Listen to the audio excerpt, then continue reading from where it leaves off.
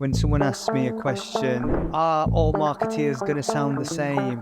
Are we at risk of all doing the same thing? I said to the table, I went, you all do the same anyway. You know what? Do whatever you want. I think there are certain cases where you might be playing a losing game. Not a coincidence. Coincidence? I don't need this. I'm of the belief that the real progress gets made, hands on keyboard. Bro, hands on keyboard is like the geekiest war cry I have ever heard. Now let me see your war cry. You don't scare me. Did you backtrack again? Yeah, I did backtrack a little bit.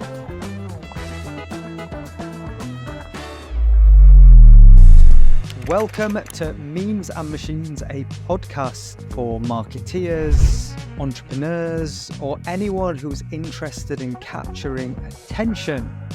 We covered a lot in this episode. We talked about Reddit. We talked about growth marketing. We debated whether growth marketing is detrimental to brand marketing and how should you think about that relationship. We discuss why building a team in a mecca in a big city will give you many advantages. We talk about psychology, why psychology matters, more specifically barrier psychology, what is it and how a brand's using it. And finally, we settle the debate that everybody wants to know. Should you have a content plan? Yes or no? And our answers may actually surprise you. And finally, should you bother with events? The big $1 million question. Yes. Sponsor Zeebo Live. Sponsor Zeebo. Come on. Good to see you. How you doing? Doing good, man. Doing good. Been a busy week for us both, by all accounts. So good to catch up. Yeah. I feel like you got me sick. Last time we spoke, you were feeling under the weather. That's right. This week, I'm feeling a little under the weather. Not a coincidence. Somehow that's worked out. What have you been How was the event last week? Event was great, actually. Historically, I have not been the biggest fan of events. And it's not to say that there isn't value in them, but I tend to think when you go to a conference, you have a room full of people trying to sell you stuff. And then you go to a keynote stage and have a room full of people try and sell you stuff. And really you're trying to walk away with value. But Zeebo Live was really phenomenal. I think it's a very broad crowd. You have a lot of young people, a lot of people building, a lot of people just curious about innovation and technology. And the venue that it was set up in was phenomenal. You kind of had all these breakout spaces, so when people needed to take a call, the stages were distinctly separate, really well thought through. It was just good energy. It was probably the only Web3 event I've been to this year. And I remember I just came out of it going, I feel energized and pretty optimistic actually about Web3. And if you consider the backdrop of the world, particularly in the industry, the Web3 industry, anyone who's been familiar with the blockchain, it's been a tough year, right? So it was nice to see people get together, and it was a very sort of optimistic environment. But yeah, I really enjoyed it. I'm very proud of the team. They blew my mind what they were able to achieve. And what people don't understand about events is everything goes wrong all the time in the run-up. So Zeebo was about to happen. The train strikes had landed on both days. I don't know how the guys did it, but they got the train strikes cancelled. Brought 2 people to the table. That was called off, which is quite rare, actually. Weather was good. We're in October. British weather in October. Unpredictable. Weather was good. So, yeah, overall, really proud of them. Got a lot out of the experience myself. We had a great lineup. 3,000 people. When all events around us were cancelling, we were able to pull it off. So mega proud of the team. Awesome. Did you speak? I did twice, actually. I was privileged enough to get to have a conversation with Mo. For anyone that isn't aware, Mo Gaudat is the former chief business officer of Google X. Phenomenal mind, a best-selling author, wrote a book called Scary Smart in 2019, or released in 2019. And it was my first entry point into AI. And what was really interesting about the conversation, that was one of those thought-provoking reads that when you fast track a few years, you go, fuck, this stuff is happening now. This stuff is happening. He's a wonderful mind. So we opened up the second day with Mo. Unfortunately, he wasn't able to get to the event. He had some problems with his travel plans. So we managed to improvise. And I did a fireside chat with him behind me. But the way it was set up, I had the screen in front of me, the comfort monitor. So me and him were just having a conversation like this. And behind me is this giant floating head, which was Mo's. And for an audience experience, it was actually really cool. I saw some of the footage back and listened. So I did that. I did a keynote about generative AI, why people should care and what people should pay attention to. And then Steve spoke as well. He was the headliner. It's really funny when Steve comes to events. Because obviously we know Steve as Steve, but when you see him out in public, there's just this hysteria that surrounds anything anything he does. And it was wild. There was a room within a room, so the main room filled up. We couldn't, for capacity reasons, let anyone else in, and we had secondary rooms that were live streaming the event that were full. the inception of talks. But it was really interesting because me and him hadn't coordinated at all. And actually, we don't speak on specifics that often. We speak about business, but not on kind of... We obviously exchange a lot of ideas, but it was so funny that we almost mirrored thinking, in the sense I would deliver a keynote and the story arcs and points I landed were almost verbatim in conversation. Steve had a fireside chat with a journalist, and it was interesting how we're clearly speaking like a cult, which is good. How about you, man? What have you been up to? You said you were busy? Yeah, I've just been very busy. A lot of Q3 planning. It's a national holiday in the US today, which is nice. So that just meant I didn't have many calls in the calendar, but still a busy day of getting stuff done. We similarly, I think, had some light touches on the event last week. Nothing too crazy. We have like a lot of... it's funny, for whatever reason, Web3 probably has the most events of any industry, which maybe just me being inside the industry, but it feels like there is just, every month there is a new event. I think maybe because it's a remote industry, or one of the first proper, truly remote, first industries. And so people have this desire to meet up and these opportunities to kind of get teams together. But it does seem like it's getting to saturation point, and I think you have like a few for a lot of reasons. There's a great opportunity there to have these events like the one last week, which really get great people in the room, get the right people in the room, and kind of cut through what is just like a crazy calendar of these kind of things. But yeah, I can't tell you how many debates and conversations I've had about what our involvement in events should be, because there's so many, for a marketing team especially. What you see is that every other team does it, and every other competitor and every other company is sponsoring events, doing these hackathons, doing talks, and the gut reaction is to follow them, to do what they're doing. And if you're not careful, you'll find yourself appearing at 10, 12 events in a year and actually just not get any work done. And so like it's this kind of careful balance you have to strike of picking the right moments to really show up at and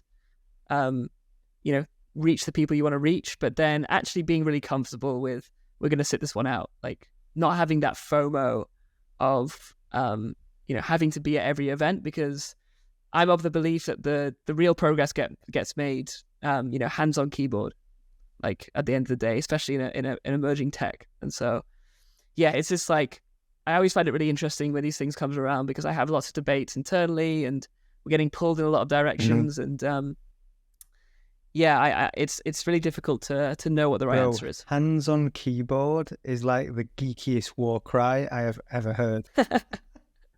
I just had a vision, and your hands on keyboard. Everyone's got it. a big banner posted up in front of their laptop. Dude, if we ever do merch, we got to get hands on keyboard made up. I think we should Hands-on make that a thing.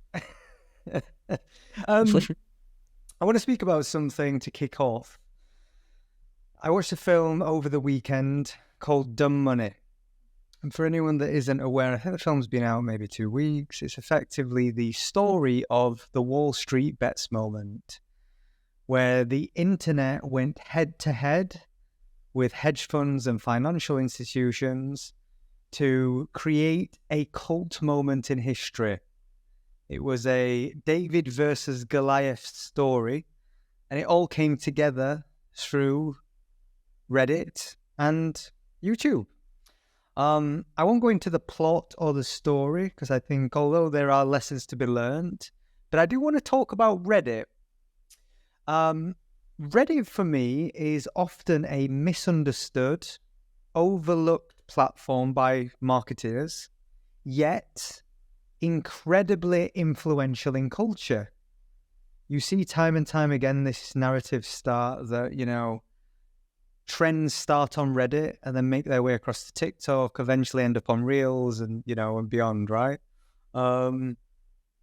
I believe Reddit is probably one of the channels that has the most potential for brands, but I'm often conflicted because it's such an authentic place. It's very intimidating for companies to start. So if you were planning to start on Reddit, what tips would you have for brands and what should they consider before doing so? Yeah, start on Reddit's a difficult concept to kind of put my finger on what exactly that means. I think Reddit is like you said, it's probably the most organic platform in that it is a place for discussion, it's a place for community, and it's probably the place where brands are least welcome. There is no real kind of clear advertising formats on there. We've actually tried with Reddit ads before and had, kind of really poor click-through rates.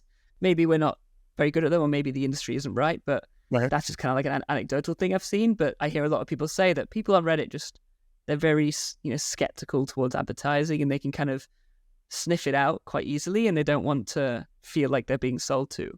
However, Reddit is an incredible community platform. It's somewhere where if you have a product which is community-led, similar to Discord, a community will usually form organically. So, we're building like a technical product and we have a Reddit community, and we see our role in that community as purely maintaining it, letting it grow, letting it flourish, giving it the space and the insight it needs. It's a place where people ask questions, they come for technical support, they ask for help. We're just there to answer those questions. It's more of a almost passive platform where we're there trying to, make sure that community flourishes. If we go too aggressive on Reddit, it's kind of seen as, you're overselling. It's not really the place to do that. And that is, that's one point of view. And then I think it can be a very powerful distribution mechanic. Again, as long as you understand that this is a place that people go to see content from other people. If you can really show up in a way that is, if you create a piece of content or you do an ad which is super inherently viral and people are going to enjoy it and you want to distribute it through somebody on Reddit, I think that can be quite a powerful tactic, and you see that work. But again, it can't feel like it's coming from the brand because it's a person-to-person platform purely, and that's why they have this kind of upvote downvote system, which really buries any kind of content that doesn't sit right with people. Yeah, it's really interesting when I hear you describe how to interact with Reddit. It's almost a blanket statement for any heavily community-driven platform. You were saying Reddit's really difficult for brands to enter. I would say the same for Discord, for Telegram, for Twitch. Any kind of arena that is deep-rooted in community. I think I'll give a different take in the sense that I actually do think the ad products have value.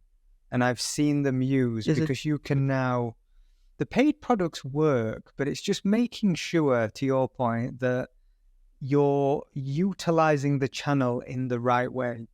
And the reason I'll say the pay product work is from a cost efficiency standpoint, usually the overlooked channels can offer a lot of value. The supply and demand economics are very different. They're not as congested.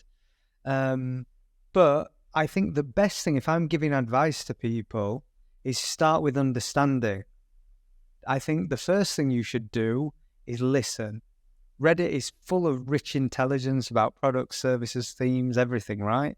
There's a good chance if you're a large enough organization, you have some, there'll be some Reddit mentions, right? Probably most of them not great, but, it's a good starting place to understand. I think the second thing you can do is interact with people, get involved. It's quite an intimidating place until you start to understand the dynamics. And then from there, I think you'll have a much better position to make informed decisions about A, how you could advertise, and B, how you could use it as part of a channel strategy or a campaign. Most of the, I suppose, creative rhetoric from growth marketeers when it comes to Reddit, the advice that is often given is always really hacky and tactical. And it almost feels like the underworld. They're like, I would get 10 fake accounts and I would do X, Y, and Z. And as much as I admire those tactics, the things people don't do that are highly effective, it's irresponsible and unethical because it's not scalable and relevant to most people. There are always ways to game the system. And I think that's much of the rhetoric I'm hearing around Reddit. I want to go to an adjacent point, just building on this. Growth marketing. You've been a brand marketeer and a creative for most of your career.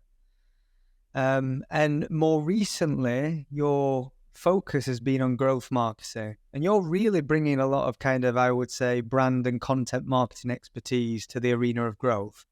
What have you learned along the way? And what are some principles that you think are foundationally important for marketeers to understand about growth marketing?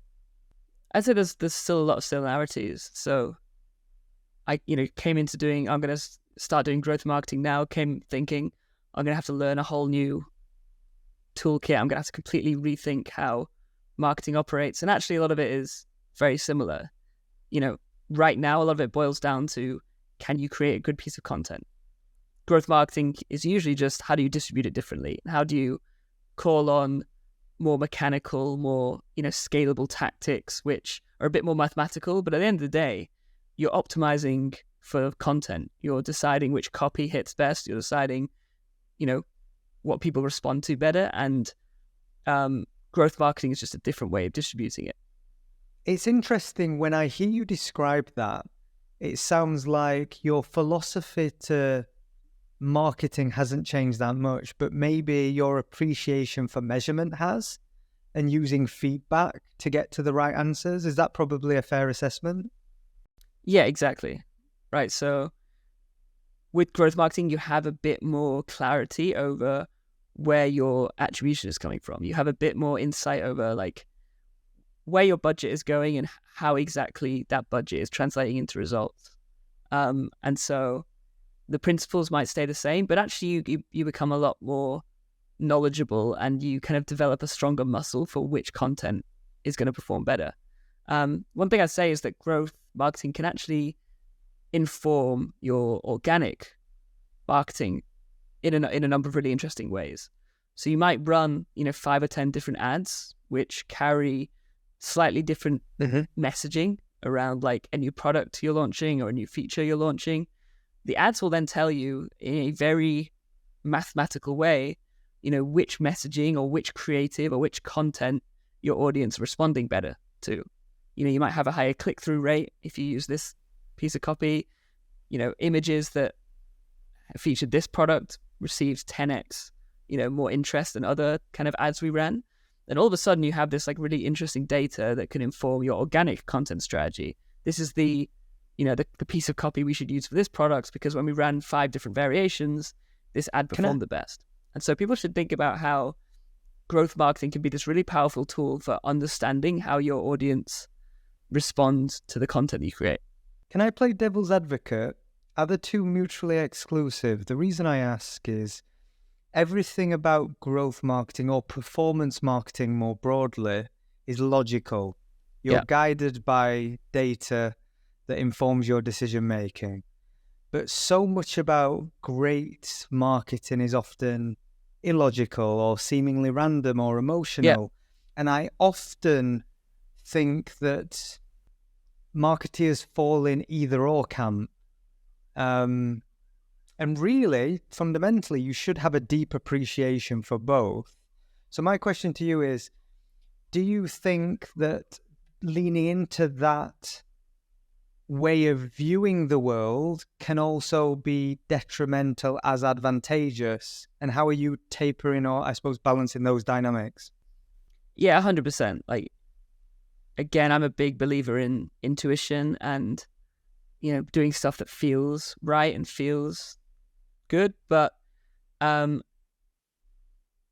equally, I think there are small creative decisions that can help you optimize for your organic activity. That's where I think growth marketing is really, really valuable. And actually, a lot of the times you can't argue with data. So, while you might have that brilliant spark of inspiration that could come up with something brilliant, I still think there's a lot of value in testing your audience's responses to it and then still going with your gut, right? Like, this is just another data point. Like, it's your job as a marketer to take all these data points and decide what the final creative is, decide what the final decision is. These are just, various inputs that you can use. You can also talk to people. You can show it to people. That is all completely valid as well. But I actually think data is really powerful for just helping you make those final creative decisions. But yeah, I agree. Like, I'll always be, organic content marketer through and through. I think it's the best way to reach people, and programmatic is scalable, but I think the best results come from doing stuff which, people will see and react to because they like it. Yeah, it's really interesting. And I think there's a broader debate on that point. I'm talking a lot about AI and how AI is going to influence marketing or continue to influence marketing, should I say. And I think the consensus and the path we are walking down is very much we are going to commoditize so much of what we do. And AI is very good at doing the rational, sequencing things in a certain order. And it's almost to me, when you have that force where things are going to get more logical and things are going to become more systemized in the world, I tend to just believe that behaving in the opposite manner is probably a helpful, effective strategy. Yeah. I use when someone asks me a question about, are all marketeers going to sound the same? Are we at risk of all doing the same thing? And I said it was like a group setting, and I said to the table, I went, you all do the same anyway. Like, you don't need a robot to make everybody read from the same rulebook and do the same. What I will say is I actually think for creatives and the people who appreciate the art of marketing, I think it's a real opportunity. I'm an optimist. I think if everyone's going to pump out standardized, high-quality dribble, the reality is the illogical, the irrational, the big ideas, they're probably going to be way more effective. I speak about Phil Collins, Cadbury's, monkey in a gorilla suit. A machine's never producing that, because no logical conclusion will tell you that that's the right ad to reach the right people at the right time. But it was, right? It's the gut, it's the instinct. So it's interesting. I flick between the two of having this deep-rooted appreciation for data and informing how I behave. But then there's part of me just resists that and wants to get a little wilder. Yeah. I think one way to think about it is, if a platform like, Facebook, or you're running Google ads, if they were to disappear tomorrow and your brand would die, then you haven't actually built a strong enough brand there. And like, building a great brand is the biggest antidote to having to constantly keep up with algorithms and constantly optimize for paid ads and compete with competitors. You know, if nobody ever saw a Nike Facebook ad again, people would still buy Nike. They've bought into something much bigger than that. And you're right, there's no amount of optimization or obsessing over return on ad spend that can ever beat long-term brand building, which is a very different game altogether. For me, it's in the future is the only game. It's I think the machines are going to do all the smart stuff and all the optimizing for us. I think the only role we're going to play is the human touches, the caring, the illogical. I think it's the only game. Exactly. Dude, you use a phrase often. You've said it the last couple of weeks. You use this phrase 0 to 1. And I hadn't heard that before. It's got me from 0 to 1. And I really liked it. And I've been toying with it internally at Flight Story about how do we use this as we think about our own processor system, the 0 to 1. Is this a cattyism or is this something that you've absorbed and picked up in your product world? I think I have no idea where the phrase comes from or which industries it's being used in. So it's probably somewhere I've stolen from several different places. But I think more recently, working with engineers, they kind of use this framework a lot, where when it comes to their kind of creative process, getting from 0 to 1 is the absolute number one most important thing. And then, you know, learning and iterating from there. So we have a very kind of, you know, we're in an industry like ours, we're always optimizing for pace. And when it comes to like experimenting with something, so, you know, we want to try out this new social media platform, or we want to try out a new way of doing landing pages. The most important way to think about that is like get from 0 to 1, just get something out, push it out, get that immediate feedback, and then learn and iterate from there. And I think it just having that framework from a marketing perspective has allowed us to be a lot more fast in the way we operate and have this mindset of just getting stuff out there and not kind of strategizing too much. Like, I think strategy is really important, but in a lot of places it's not. It's actually a deterrent. It slows things down. And so, yeah, we have this kind of like 0 to 1 mindset where let's just get something out there. That's what V1 looks like. And then we can build and iterate and figure out what the strategy is moving forward. Yeah, your paralysis by perfection or too much thought. It's way too common. I think it's the legacy from the ad industry.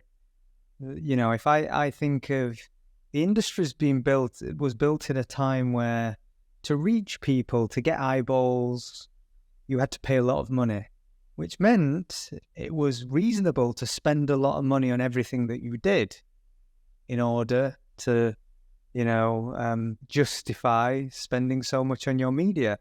And then it feels like the world supporting advertising maybe hasn't caught up. Some teams do, and I think if you're thoroughbred social media marketing, you're probably more conditioned with that 0 to 1 philosophy. I don't know. I'm conflicted, and I'll tell you why. I have a bias for action, so I'm all for. I hold that the same as you. You know, like do stuff, learn along the way, get some feedback, do the next thing, be a little better. I have that mindset, and then I realized that I had a conversation with our lead strategist, Pollyanna, today, and she gave me some feedback, and it took on a problem that I hadn't really been able to solve myself. I was thinking about, you know, how do we do this or how do we do that? And she took it away, spent the time on it, didn't reiterate. And she just came up with this phenomenal piece of work. And I just went, you know what, A, you're a better strategist than me, so that's probably why she came up with the answers. But B, I went, I think we're using strategy in the wrong way. We should be using strategy to answer big problems and then using action against everything else. And the reality is, like, we should be in action mode 80% of the time. Yeah. Every now and again, just slow down and really think through what we're actually doing.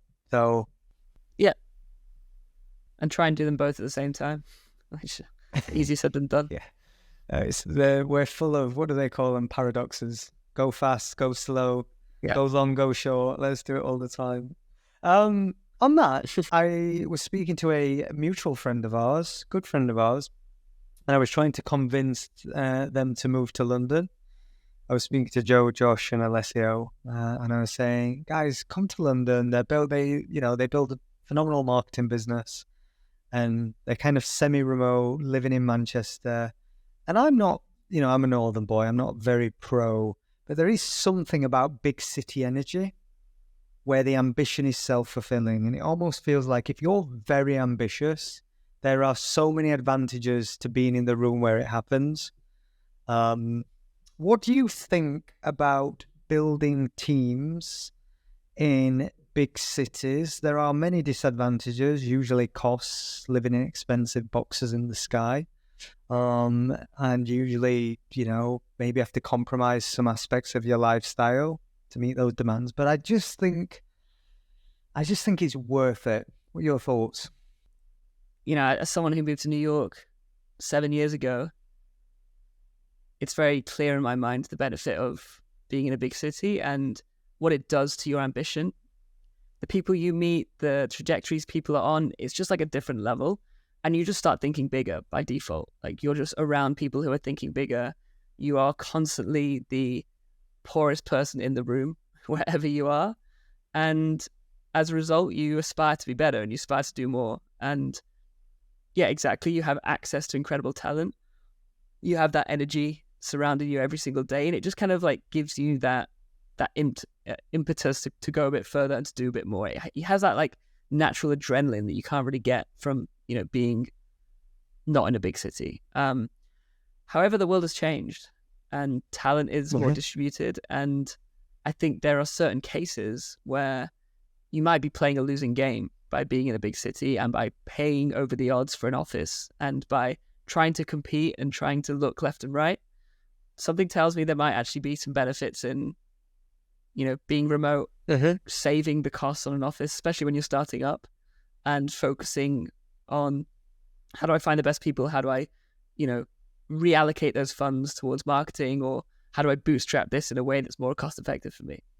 I'm actually torn, but I don't think there's a right way and there's a wrong way. And I think that if you are somebody who knows how to build a culture and knows how to do that in person, then right now there's probably, less people doing that, and therefore huge upside to building a great team in person.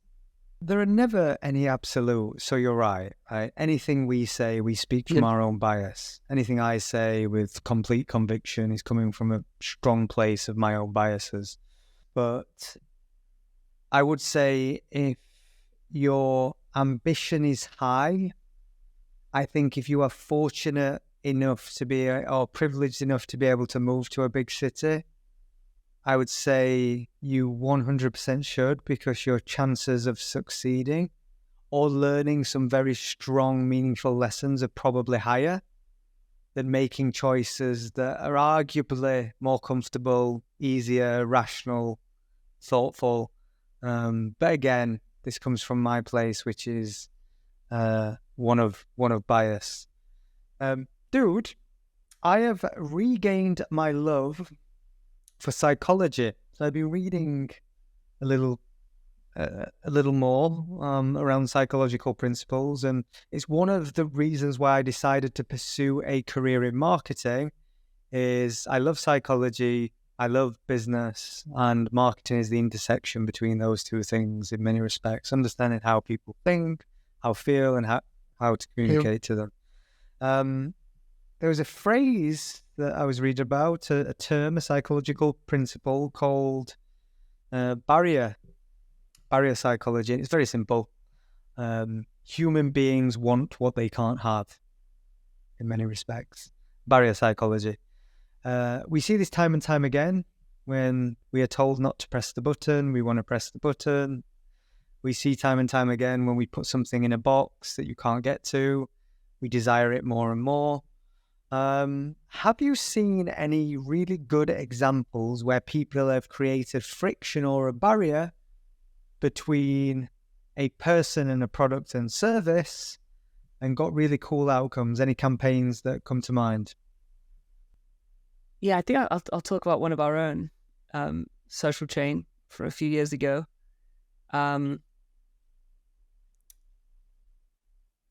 Black Friday.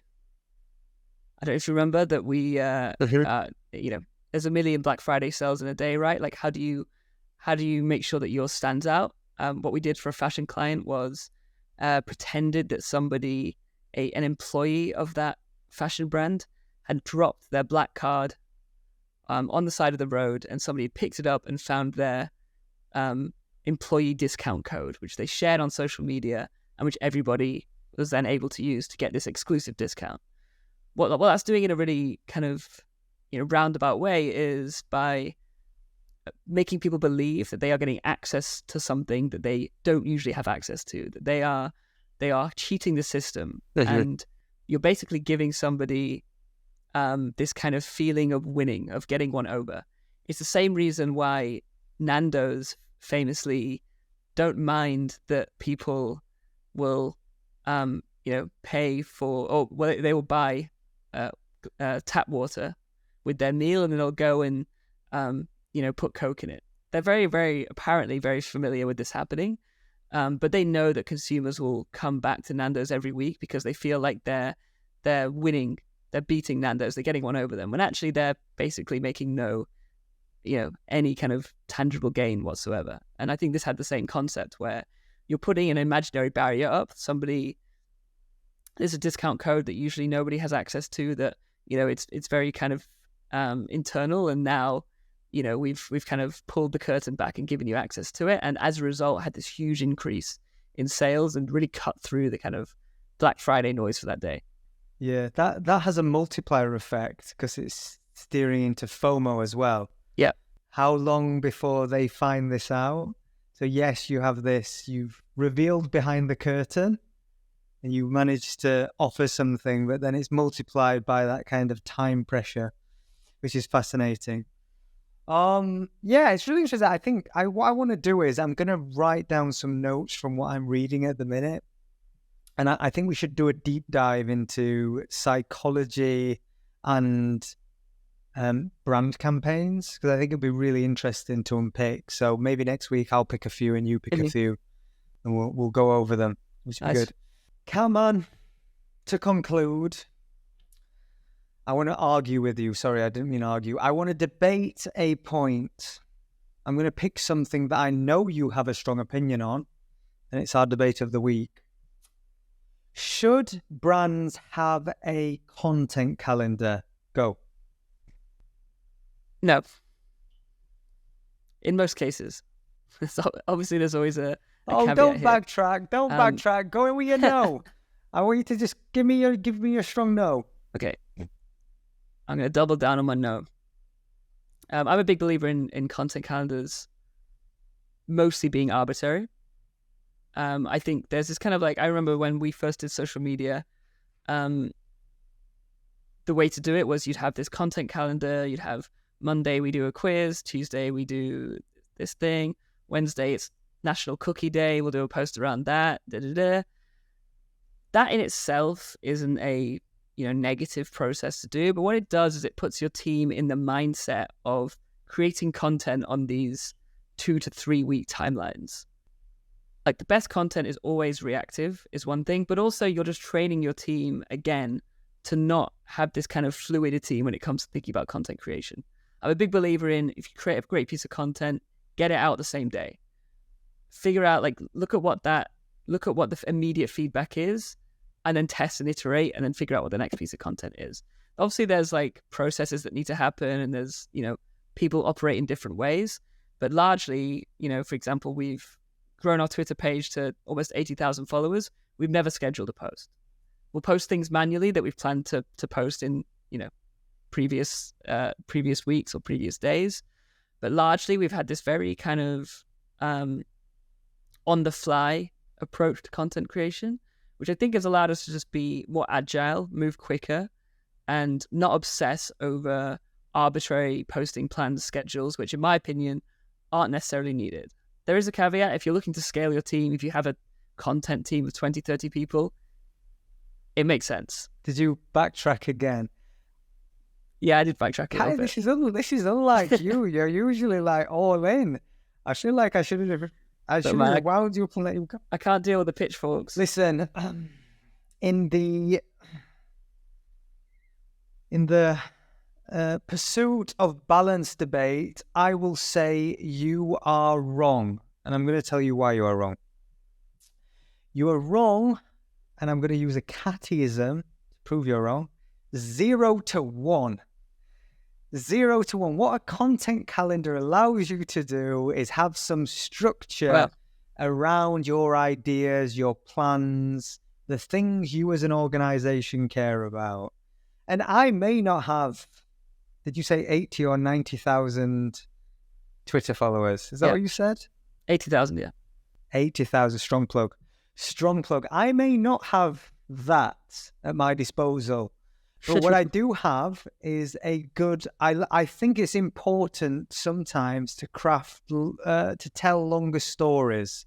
And I feel if you are over-reliant on spontaneity, you will miss things. I think you will tend to find that you'll double down in 1 to 2 areas when maybe you need to have a broader comm strategy or have more consideration. So I often agree with you, but on this topic, I think a baseline is a content calendar. How you then interact with that content calendar, I think the debate's open. I agree with your philosophy about not being constricted, but I do think a bit more structure around your content is probably necessary for the majority. Some very good, smart, capable teams might be able to pull it off, but I don't think it works for the majority. I think it's important to have a strategy. I think you have to have a strategy, absolutely. I just don't believe that you should be posting about National Take Your Dog for Walk Day. My best work has been done on National Take Your Dog Home Day. Dude, I think we agree. I think we're saying the same thing, just from a different stance. And as always, mate, love chatting with you, and I'll see you next week. Awesome. See you next week.